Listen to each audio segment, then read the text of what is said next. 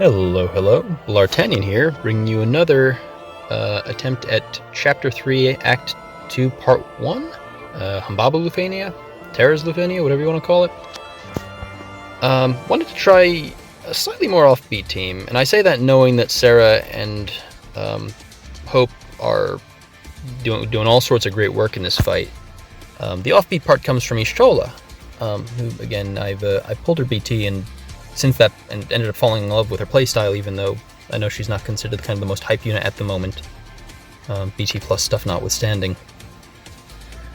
But I wanted to see if an all-support team could get through this, partly just because I enjoy using the characters, and partly because all three of these guys actually have some pretty good characteristics for this fight. They all have ways to do high turn rate stuff. They all have debuffs that, well, okay, I say all. Two of them have debuffs that aren't resisted by the Humbaba. They all have good auras, well, good to great auras, we should say.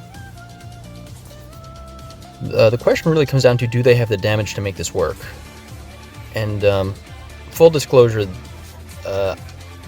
before Serah, I tried using Aerith here, and they did not have the damage they needed. It got very close, and I bet it could be done with better execution. But it turns out that Serah is, in fact, a lot more turn efficient than Aerith right now, between having these super powerful HP damage auras, not having to do this debuff dance, kind of, putting it on one unit and then the other, not having, God, her skills just eating up turns, and of course just, the fact that her, all of her skills dump Brave is great. Meanwhile, Hope over here has a bunch of free skills he can use, along with pretty solid damage from his EX. And he does a great job of kind of keeping the party safe with his buffs. The one thing with Y'shtola to keep in mind here is going to be her stone skill, since it's Earth Elemental, so I'm going to be spamming that pretty hard early in the fight. For the delay and the damage. Not so much later in the fight, because, obviously if we hit them with stone, they're going to smack us and it's going to suck. Taking advantage of the high turn rate there to sneak in real quick. Now, the Scion's Holy Attack is also pretty nifty, because it gives us a rebreak, which can be used as a mini AoE delay right before we try to bring them down. So you see here what I'm doing with the Jack base call is to bring them both to 180, so that Hope can go, and I end up having to use back-to-back shells here, which is a bit awkward, and use his EX to bring them both down below 80 at the same time. So now, the name of the game is to stall. As with the last time I did this, each threshold I'm using a different strategy to try to get through it. Using the ulti call to burst through the shields, and also to stall out the timer, so to speak, the 8 turns we have to take. And I'm going to try to use everyone's AAs and things to also kind of buy some wiggle room so we get that high turn rate. As I mentioned, is going to let us jump in front and get some free shots, so to speak. Y'shtola has the Bronth Call now to get that boosted damage. She has her EX, which is fantastic for stalling this out. It gives us a free turn, big battery. And I could have used some AAs there, because she has 3 uses of her AA, and it's not super duper impactful. But I was pretty confident that Hope could stall them out at this point, so I just went with the Afflatus Mastery. Afflatus. It feels a lot comfier having Hope on the team, knowing that if something goofy happens and I actually need to heal, I have that option. But once again, not a huge deal. Oh yeah, Y'shtola heals. Forgot about that. I mean, her EX obviously, but it is. I don't know. I like the rework changes they made for her. They feel good. Got that stone. Just chucking rocks at them.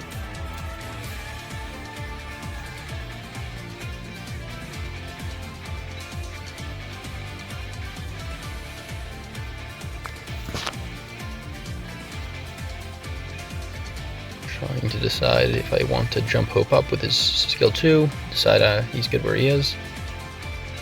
There's a chance that A is going to delay Serah a bunch of turns, but I don't think that's a huge deal. A nice thing about this team is because all three of them are supports with heavy battery and ours, and they all do kind of somewhat overlapping things to a degree. If one of them gets delayed by 5 turns, that's not a huge deal because the other two are kind of doing what they were already doing. Whereas in my last video, if Ultimisia got hit by the big Humbaba Breath at the wrong time, that could have ruined me. In fact, I think if you watch that video again around the 80% marker, near one of the thresholds, there's a miss. They actually miss the Humbaba Breath at just the right moment for me to not basically get wrecked.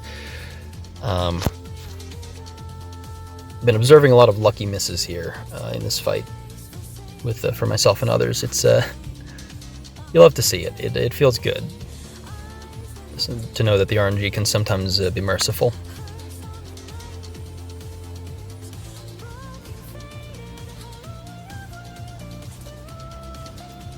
So at this point we're trying to get them up down to that kind of.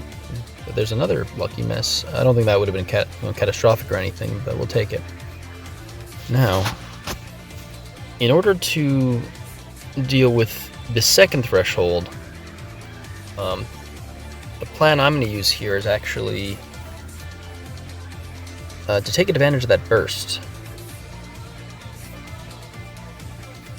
The thought process here was this is going to give me 2 delays, a stone, Pulse of Life stone, and a rebreak, which should hopefully buy us the room we need.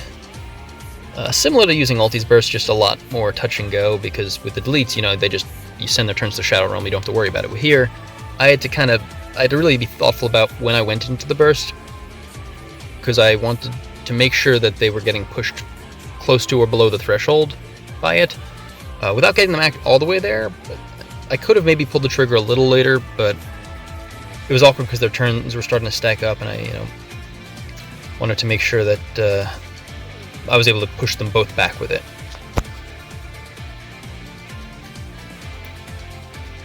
So here we're trying to kind of figure out where we want to be, because I could have dropped, my plan had been to drop Jack on them right after this, but B was needed to be pushed under, so I figured, okay, we'll have Hope stall a turn. Serah ended up pushing them under. Now the tricky thing for us to do is to make sure that we dance in front of A appropriately. So we got that. And go ahead and use the Afflatus. Now I think it is a safe time to bring in Jack. Oh, right. I don't, mostly because I'm being overly cautious. I probably should have there. Basically, what I'm hoping to do with Jack is time it so that he's on the field when Terra comes out, when I use her for the 29%, and ideally for the summon as well, since that'll be raising our Brave cap. Or Max Brave, I should say, not Brave cap. That's a different kind of summon situation.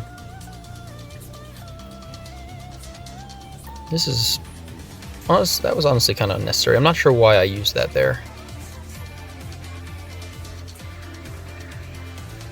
Looking back, I don't remember why I did that. Maybe I thought it was going to delay them, I forget. That was weird.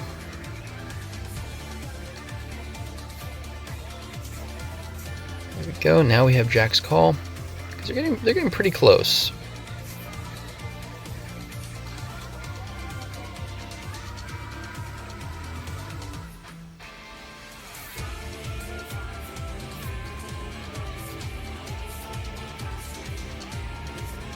Awkward thing about Y'shtola BT is she has so many moves that take a turn without actually dropping Brave between her skill 2 or EX and her AAs. I mean, not that you normally use AAs when you have a burst effect, but having her EX eat a turn of BT doesn't feel amazing. I'll say it. I'll say it that way. The massive hit, the big hit.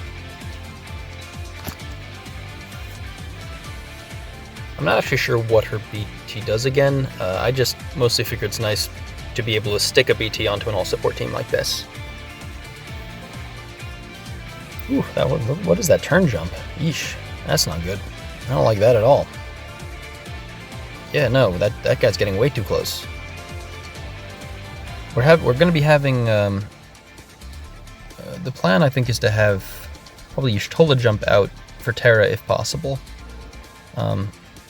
Just going by the fact that I'm pretty sure her auras are the weakest of the team.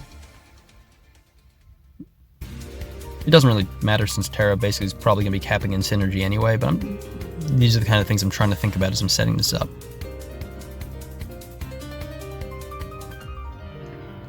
So I end up summoning here, actually, for exactly that reason, because Y'shtola isn't going to get a turn before they go below the 29%. So I figure, why the hell not?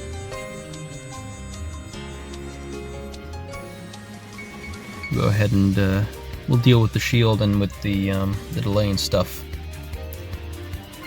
through the summon. I'm actually not sure whether the summon turns count toward that action. Ditto for the burst, come to think of it. I assumed that they didn't because that felt like it would be a little bit too easy.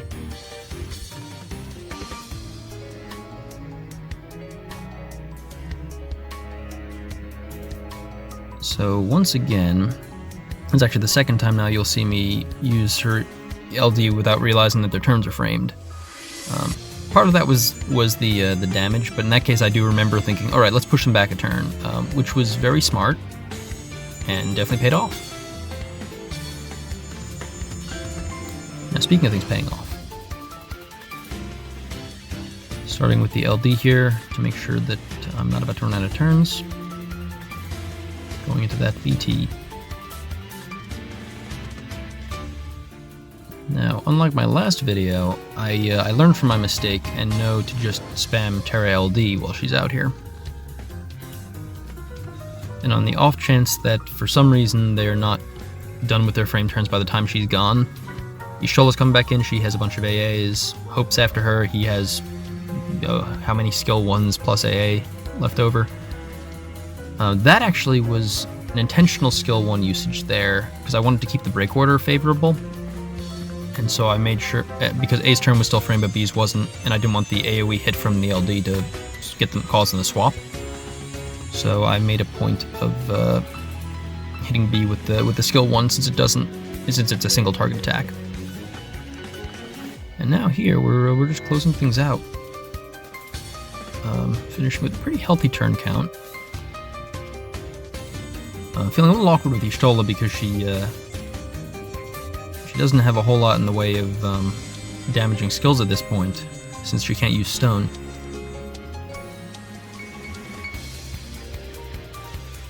Should be alright, but just mindful of that.